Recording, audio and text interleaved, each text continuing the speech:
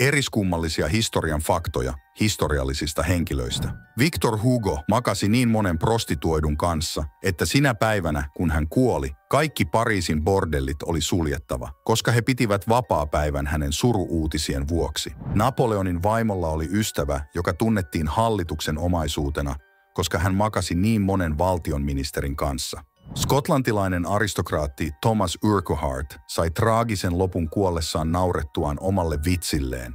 Tämä on ironista kyllä. Vitsi koski skotlantilaisen aatelismiehen kuolemaa, ja hän piti sitä niin hulvattomana, että nauroi hallitsemattomasti kuolemaansa saakka. Viimeiset naurut, jotka maksoi elämän. Thomas Fitzpatrick varasti lentokoneen New Jerseyn lentokonehallista ja laskeutui asiantuntevasti Manhattanin kapealle kadulle aivan lempibaarinsa eteen. 2 vuotta myöhemmin hän teki sen uudelleen, koska joku ei uskonut häntä.